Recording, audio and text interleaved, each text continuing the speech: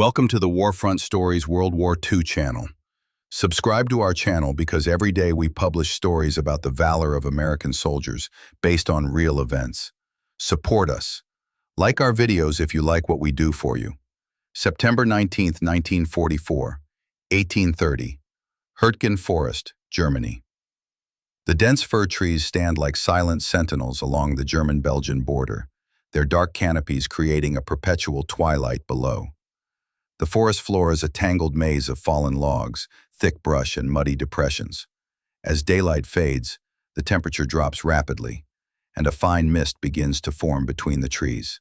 This primeval woodland would soon become the site of one of the longest and bloodiest battles fought by American forces during World War II. From a German observation post on the edge of the forest, Oberleutnant Werner Kleff of the 275th Infantry Division watches American vehicles moving along a distant road.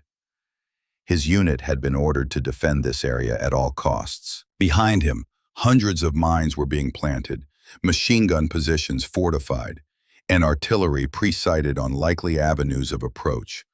The Germans knew the Americans would come, and they had prepared a terrible welcome for them. "This forest will be their grave," his commanding officer had told the men. "We will make them pay for every meter in blood." As night falls, Kleff makes a final entry in his log. "Americans approaching Hürtgen sector.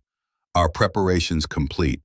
May God have mercy on those who enter this forest, for we shall not."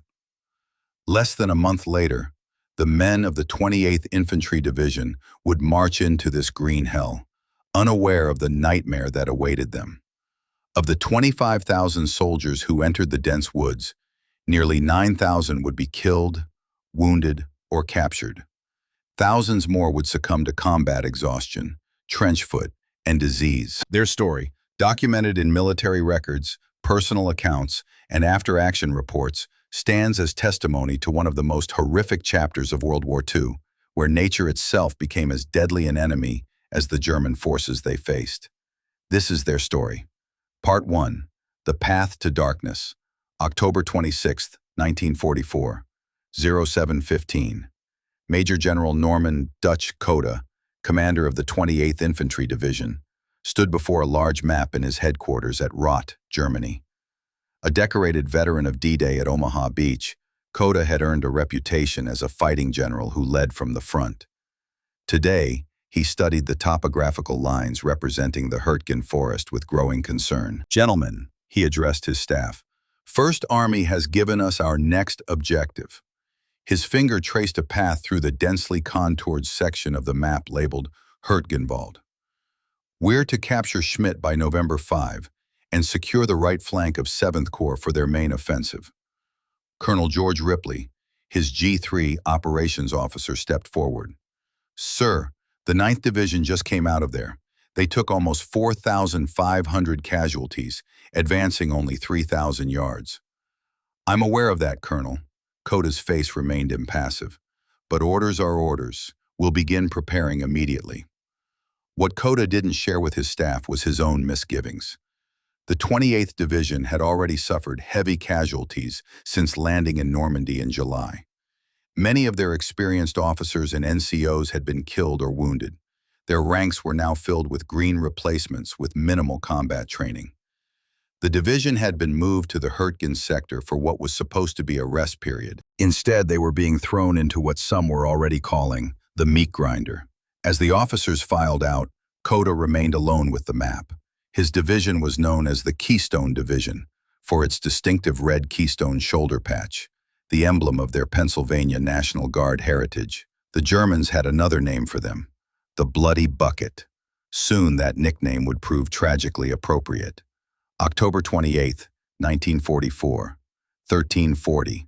Staff Sergeant Frank Ripperdam of Company B, 109th Infantry Regiment, led his squad through drizzling rain as they conducted a reconnaissance patrol along the western edge of the Hürtgen Forest.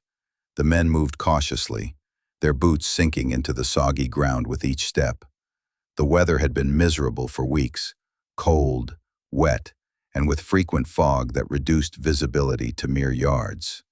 "Keep it tight," Ripperdam whispered to his men. Remember, sound carries in this damn forest. The patrol had been sent to scout potential routes for the upcoming offensive. Their orders were to identify German defensive positions without making contact. But in the dense forest, visibility was severely restricted. The massive fir trees stood so close together that their branches interlocked, creating a canopy that blocked both sunlight and the view of the sky. Navigation was nearly impossible, as compasses behaved erratically due to the high iron ore content in the soil. Private First Class Thomas Myers, a recent replacement who had joined the division just 2 weeks earlier, moved uneasily through the trees. "Sarge," he whispered, "something doesn't feel right." Ripperdam raised his hand, signaling the patrol to halt. He had learned to trust such instincts. Scanning the area ahead, he noticed a thin wire partially buried in the leaf litter. His blood ran cold. "Nobody move," he ordered. "We're in a minefield." The men froze in place, suddenly aware of the deadly threat beneath their feet. Ripperdam carefully marked their position on his map. This information would be vital for the coming attack. "Back out exactly the way we came in. Step in your own footprints." The patrol withdrew without incident, but Ripperdam's report would later prove prophetic. The entire western approach to the Hürtgen Forest had been seeded with thousands of mines. Shoe mines undetectable by standard mine detectors, bouncing betties designed to explode at waist height, and anti-tank teller mines powerful enough to destroy a Sherman tank. The Germans had turned the forest floor into one vast killing zone. October 30th, 1944, 1900. Lieutenant Colonel Carl Peterson, commanding officer of the 112th Infantry Regiment, addressed his battalion commanders in a small farmhouse near Germeter.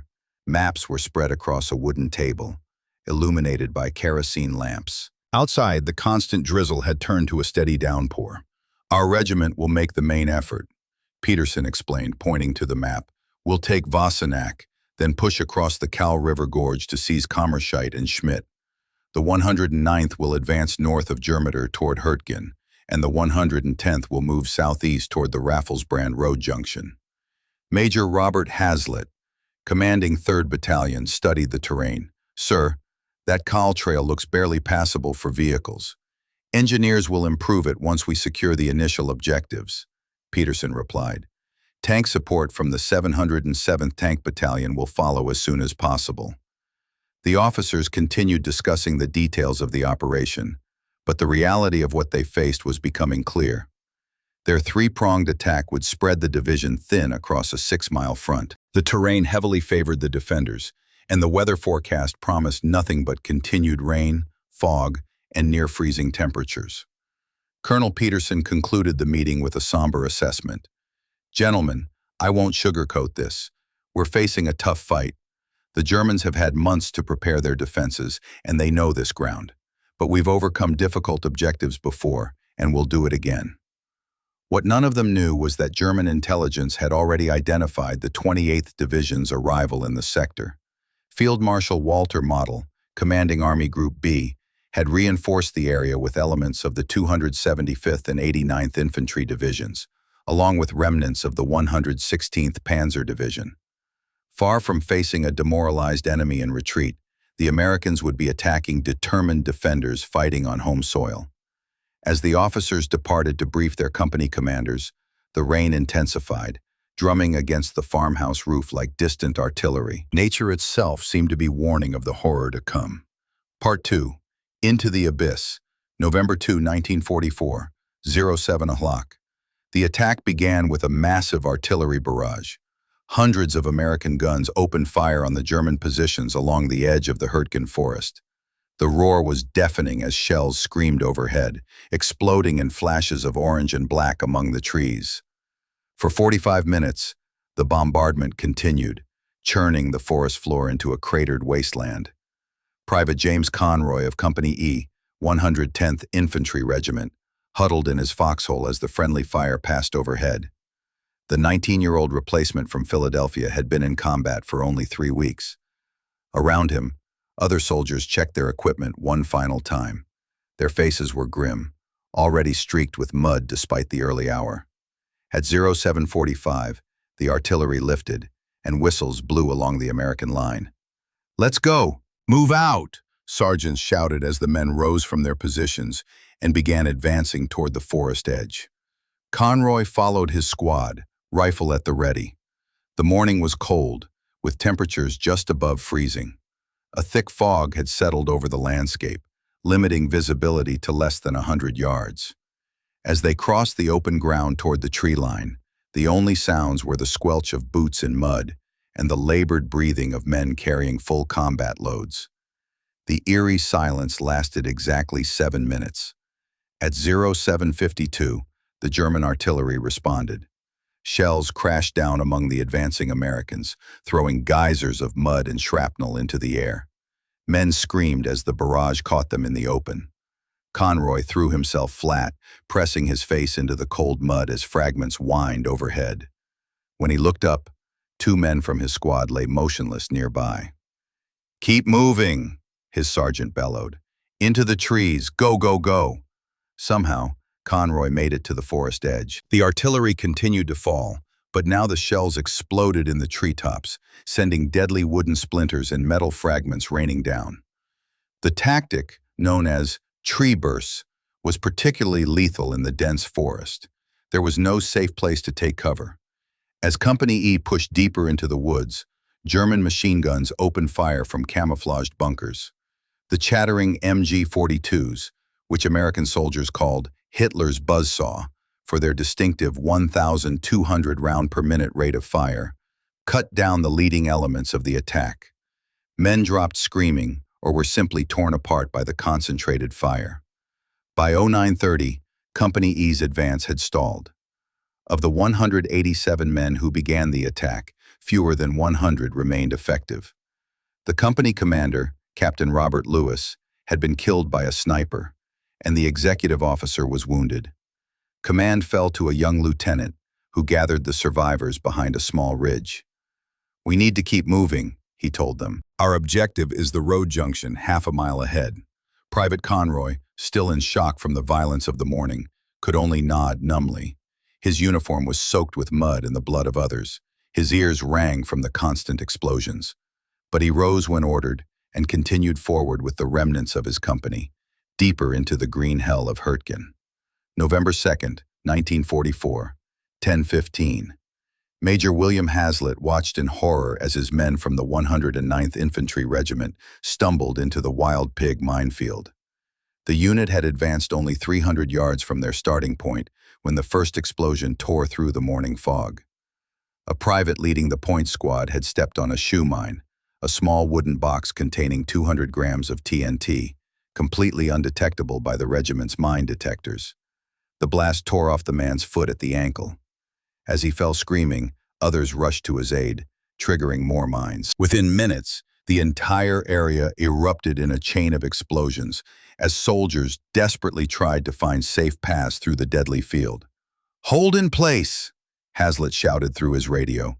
"Nobody move until the engineers clear lanes." But the German defenders had anticipated this. As soon as the Americans stopped advancing, pre-registered artillery and mortar fire began landing among them. Caught between the mines and the shelling, the men of the 109th had nowhere to go. Combat engineers crawled forward with bayonets, probing each inch of ground for the deadly devices. They worked methodically, marking safe lanes with white tape, but it was painstaking work, and the constant artillery fire made it nearly impossible. Several engineers were killed when shells detonated clusters of mines they were attempting to disarm. By noon, the 109th had gained only 400 yards and suffered over 50 casualties. The Wild Pig minefield, as it would later be designated in official reports, was proving to be a nearly impassable obstacle. Despite repeated attempts to find alternate routes, every approach seemed covered by mines or machine gun fire. As the day progressed, the situation only worsened. German infantry launched local counterattacks whenever the Americans appeared to make progress. Snipers targeted officers and radio operators, disrupting command and control. By nightfall, the 109th had gained barely 1 mile at the cost of over 200 casualties. Major Hazlitt ordered his men to dig in and prepare for another push in the morning. That night, As the temperature dropped below freezing, the wounded suffered terribly. Medics worked frantically to stabilize the injured, but evacuation was nearly impossible through the muddy terrain.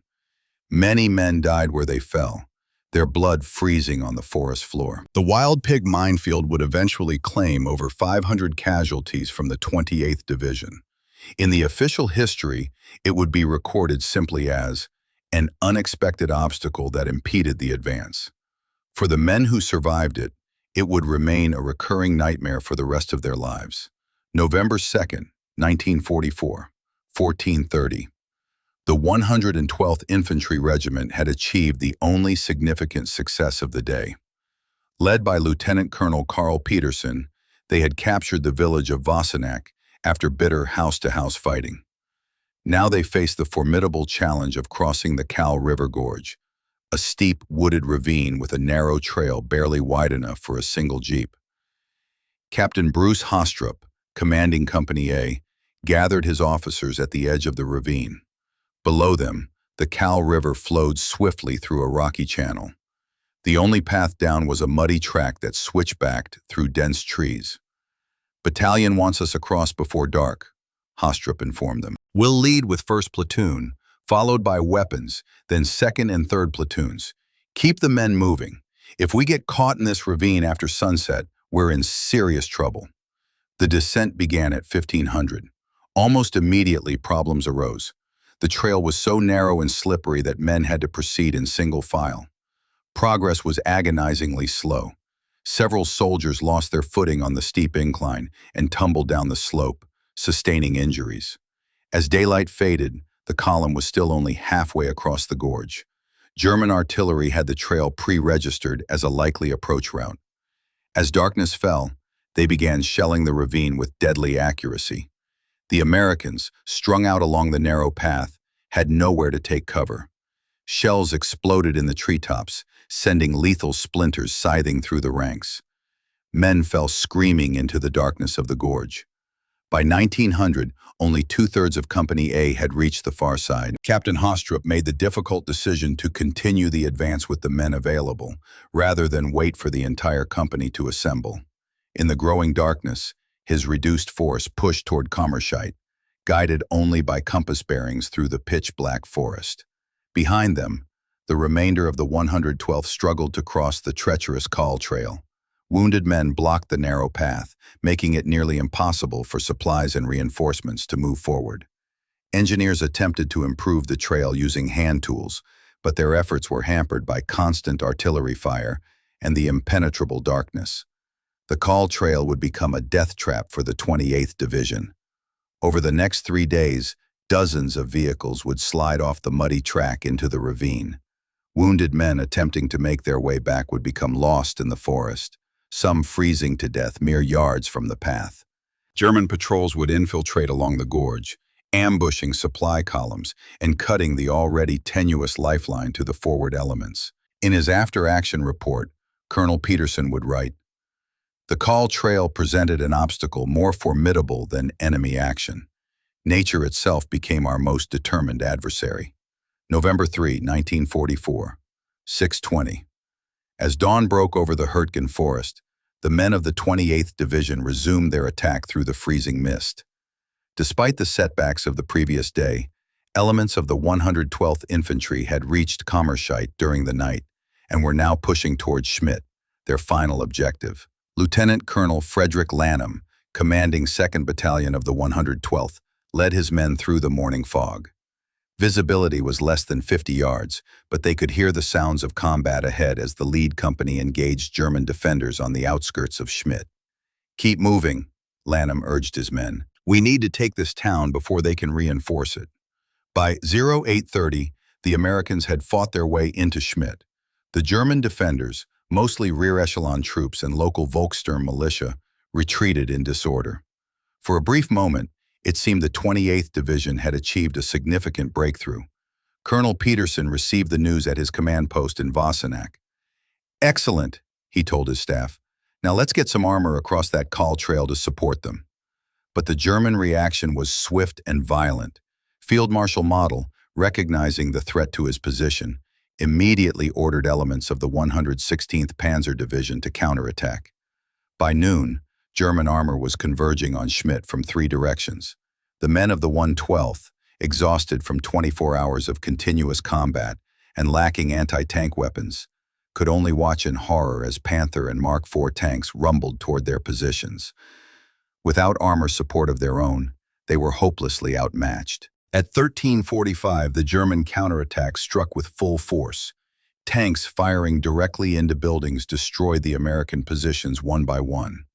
Infantry armed with flamethrowers cleared out those who survived the initial onslaught. By 1500, the Americans were in full retreat, abandoning Schmidt and falling back toward Kammerscheid in disorder. Lieutenant Colonel Lanham attempted to organize a defense at the edge of Kammerscheid, but his battalion had been reduced to less than half its fighting strength. As night fell, German artillery pounded their positions relentlessly. The situation was becoming desperate. Back at division headquarters, General Cota received the alarming reports. His initial success was rapidly turning into a disaster. The 109th was still bogged down in the wild pig minefield. The 110th had made minimal progress against fierce resistance, and now his main effort, the 112th, was in danger of being completely cut off across the Kahl Gorge. November 3, 1944. 1900. As darkness enveloped the forest, the full horror of the situation became apparent. The 28th Division was spread thin across a 6-mile front, with each regiment fighting its own isolated battle. Communication between units was sporadic at best, completely severed at worst. The narrow trails through the forest had turned to quagmires, making it nearly impossible to evacuate wounded or bring up supplies. In the aid stations, doctors worked by lantern light, performing emergency surgeries on a never-ending stream of casualties. Many of the wounded had lain in the cold mud for hours before being found by stretcher-bearers. Cases of trench foot were multiplying as men spent day after day in water-filled foxholes with no chance to dry their feet or change socks. Captain William McWilliams, a surgeon with the 103rd Medical Battalion, recorded in his journal, "Have been operating continuously for 36 hours. Wounds are exceptionally severe, multiple fragment injuries from tree bursts, traumatic amputations from mines, crushing injuries from fallen trees. Many men arriving with symptoms of shock and hypothermia in addition to their wounds. We're losing too many who might have been saved under better conditions." The night brought no respite from the fighting. German infiltration teams probed the American lines, causing confusion and casualties. Artillery fell at random intervals, keeping everyone on edge. Sleep was impossible amid the constant noise and danger. Private James Conroy, having somehow survived 2 days in the forest, huddled in a waterlogged foxhole near what remained of Company E's position. Of the 12 men in his original squad, only 3 were still alive. Their lieutenant had been killed that afternoon by a sniper, and command had fallen to a sergeant who seemed on the verge of collapse from exhaustion. "We can't stay here," whispered Private Frank Morelli, Conroy's foxhole mate. "They're going to overrun us by morning." "Orders are to hold," Conroy replied mechanically, though he too felt the situation was hopeless. "Reinforcements are supposed to be coming." But both men knew this was unlikely. No reinforcements had reached them since entering the forest. They were on their own. As if to punctuate this realization, a German flare suddenly illuminated the area, casting an eerie white light over the shattered trees. In that moment of harsh clarity, they saw the true face of the Hürtgen, a landscape transformed into something alien and hostile, where every shadow might conceal death. Then darkness fell again, somehow even deeper than before. Part 3. The Grinding Machine. November 4, 1944, 08:15. The third day of the offensive began with disaster for the 28th Division. German armor, having retaken Schmidt the previous afternoon, now pushed into Kammerscheid in force. The American defenders, lacking adequate anti-tank weapons, could do little but watch as Panther tanks systematically destroyed their positions. Lieutenant Colonel Lanham organized a desperate defense, positioning his few remaining bazooka teams at key approaches. But the German tactics were devastatingly effective. Their tanks would stand off at maximum range, using their superior firepower to destroy American positions while remaining beyond the effective range of the bazookas. By 10:30, the situation in Kammerscheid had become untenable. Lanham ordered a withdrawal to the western edge of the town, hoping to establish a defensive line that could be supported by artillery from across the Kahl Gorge. But as his men fell back, the German infantry pressed forward, threatening to envelop them. "We need armor support," Lanham radioed to regimental headquarters. "Without tanks, we can't hold this position." Colonel Peterson's response was grim. "Engineers still working on Kahl Trail. We'll send tanks as soon as possible. Hold at all costs." But the promised armor would never arrive in sufficient numbers. The Kahl Trail had proven impassable for most vehicles. Several Sherman tanks had attempted the crossing, only to slide off the narrow path into the ravine.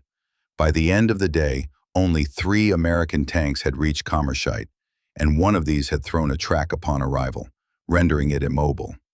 Against the superior German armor, these few tanks made little difference. By nightfall, the Americans had been pushed to the very edge of Kammerscheid, clinging to a few damaged buildings as their final defensive position. November 4, 1944, 14:45. While the 112th fought for survival in Kammerscheid, the situation elsewhere was equally dire. The 109th Infantry had finally cleared paths through the Wild Pig minefield, but their advance toward the town of Hürtgen had stalled against prepared defensive positions. German bunkers, some with walls 6 feet thick, proved impervious to anything less than a direct hit from heavy artillery. Major William Hazlitt, whose battalion had suffered over 40% casualties in just 2 days, gathered his company commanders in a partially destroyed farmhouse just west of the forest edge. "Division wants us to continue the attack tomorrow morning," he informed them, his voice hoarse from shouting orders over the din of combat. "We're to push through to Hürtgen town regardless of resistance." Captain Lawrence Miller of Company C shook his head in disbelief. "Sir, with all due respect, that's suicide. We're down to less than half strength. Most of my platoon leaders are either dead or wounded. The men are exhausted." "I'm aware of that, Captain," Hazlitt replied wearily. "I've communicated our situation to regimental headquarters. But the orders stand. We attack at 0600 tomorrow." The meeting continued, but the mood was one of resigned fatalism. Every officer in that room knew they were being asked to accomplish the impossible. The German defenses were too strong, the terrain too favorable to the defenders, yet they would obey their orders, leading what remained of their companies back into the meat grinder of Hürtgen. As Captain Miller left the farmhouse, a messenger intercepted him with news that only darkened his mood further. During his absence, a German patrol had infiltrated Company C's position, killing his executive officer and 3 squad leaders. Effective command had fallen to a sergeant who had been with the unit less than a month. Miller quickened his pace, determined to reorganize what remained of his company before nightfall. But as he approached their position, German artillery opened up again, forcing him to take cover in a water-filled shell hole. For 15 minutes, he lay in the freezing water as shells exploded around him, showering him with mud and fragments. When the barrage finally lifted, Miller rose and continued toward his company area. What he found was a scene of devastation. Direct hits had obliterated several foxholes, killing or wounding at least a dozen more of his men. The survivors, hollow-eyed and shaking, had the vacant stare of men pushed beyond their limits. "Get some hot food to these men," Miller ordered his supply sergeant, "and find whatever dry socks are left. We're going to need everyone capable of fighting tomorrow." But even as he spoke, he knew it was too late. Company C, like much of the 109th Regiment, had been effectively destroyed as a fighting unit. The attack scheduled for the following morning would go forward with what amounted to a skeleton force, men who were physically and psychologically shattered by their experience in the forest. In his post-action report, Major Hazlitt would write, "The men fought with courage and determination beyond anything I have witnessed in my military career. That they continued to function at all under such conditions is nothing short of miraculous. But human endurance has its limits, and in the Hürtgen Forest, We discovered exactly where those limits lie. November 5, 1944, 6 o'clock. As dawn broke on the fourth day, General Cota faced the harsh reality of his division's situation. Reports from all three regiments painted a picture of near total disaster. The 112th was clinging to a precarious position in Kammerscheid, surrounded on three sides by German armor. The 109th had suffered such heavy casualties that their attack toward Hürtgen town had to be cancelled.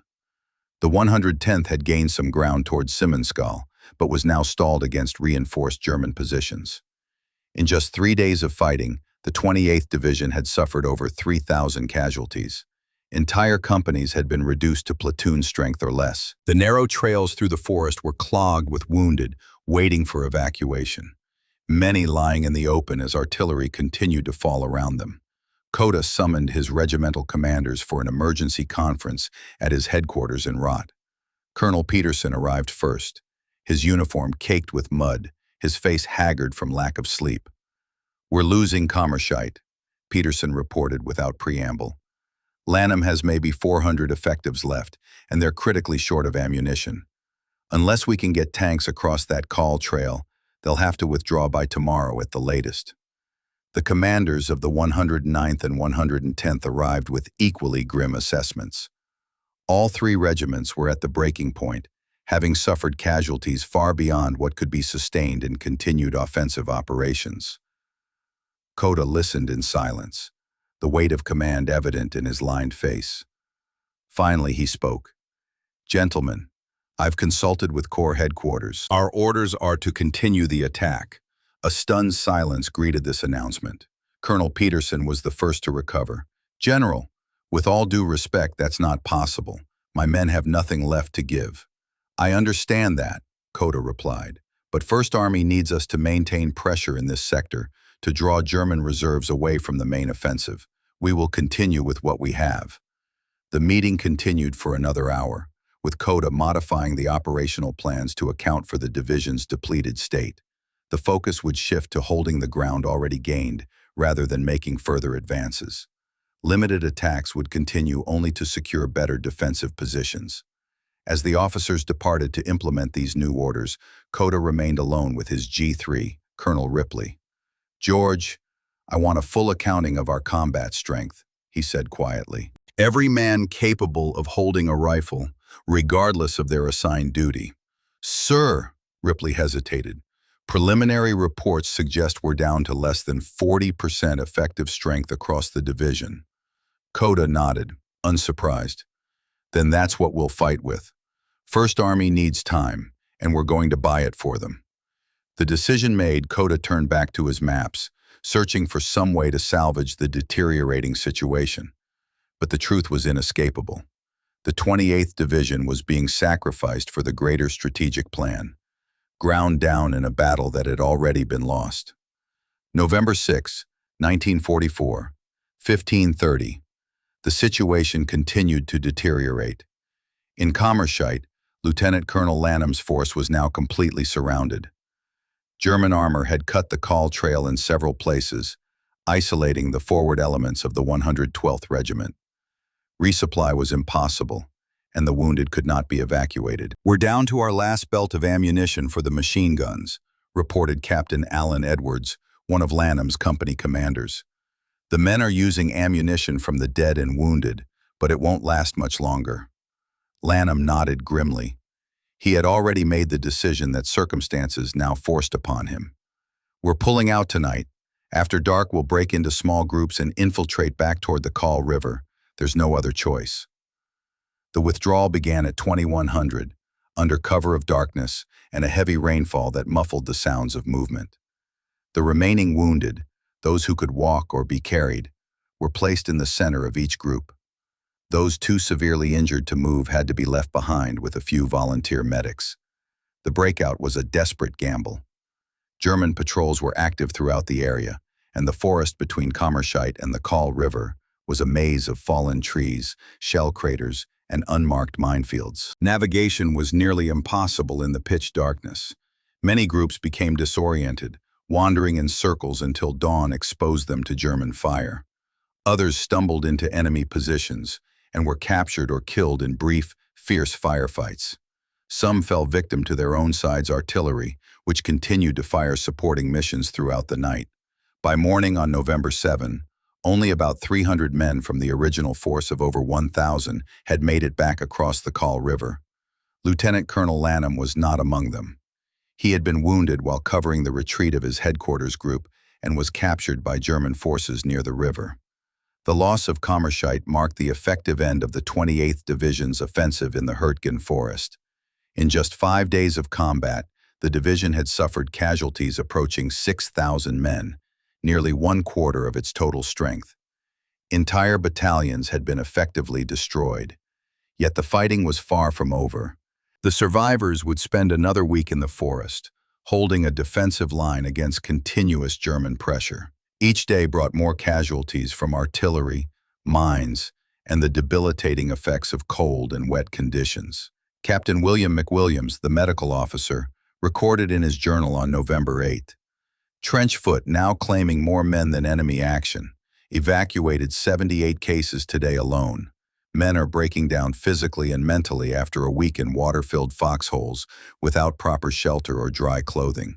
Cases of combat exhaustion multiplying, vacant stares, uncontrollable trembling, inability to perform basic functions. These men have been pushed beyond human endurance.